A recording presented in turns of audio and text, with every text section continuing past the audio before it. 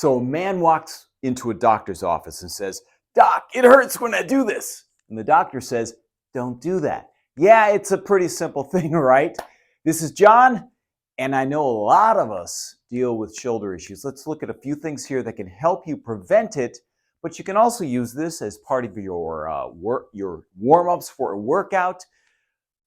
So let's start with some simple movement around the mid-back. Now, this is not about shoulders. Think about rib movement. Might be a little bit of a different concept, but you can use a stool like that. If you're a little more advanced, you may want to go deeper on something or even to the floor, but that really gets you too much in your low back. So let's start here. So it's a chair, it's a bench, it's a stool. Note my knees are bent. Note my feet are going straight ahead. So you settle in there, not leaning it too much into your shoulders, and just a little bit, keeping the elbow bent. Little movement, right? Feel like you want to roll this side of the ribs. So you're rotating around your mid-back. And I'll show you the other side. And just kind of like that. One side will feel a little different. We're not trying to reach up. That might be a little too much for your shoulders, especially if you have a history of shoulder issues. I'm just turning that to give you a different angle. Now, I've done other videos, concerning shoulders. And part of that's because just keep going. Do about 10 or so of those. You can go 10 each way. And if you feel anything in your low back, either don't twist as much or remember to re-engage, dropping your hips a little bit more, or perhaps even you might need a little bit higher bolster or support to do this. Okay, that was the first one. Just sort of call it a mid-back rotation, but you'll also feel the shoulders open. Obviously, everything's connected, and those are inextricably connected. The middle back, the shoulders. Anyway, next thing, arms up.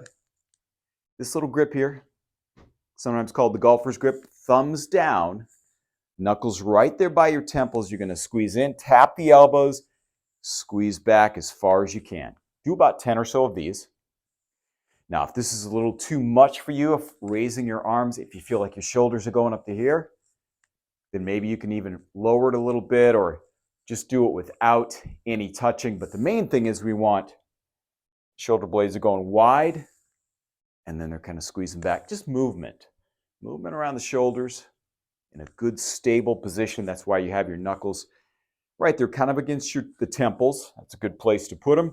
You can put them a little lower if you need to. All right, last little thing. I'm going to sit down so my hands don't go out of frame. Do this anytime, especially if you have to work at a desk. You can even do it while you're seated. Interlace your fingers, palms push away. Palms push either out, but that does round your back a little bit. Push up if that's okay on your shoulders. Pushing up toward the ceiling. Now I'm going to show you the side view. So note I'm not arching at the back. I'm not rounded.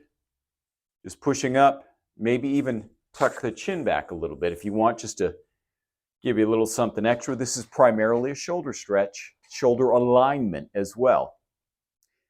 All right, so you can hold this one 30, 60 seconds. Do it as many times as you want to throughout the day. It should feel really good when you're finished. And if you want more for both shoulder health and just whole body workouts, corrective exercise, etc., you can visit the YouTube channel, John Holly Fitness, or of course the course Ageless Fitness on udemy.com.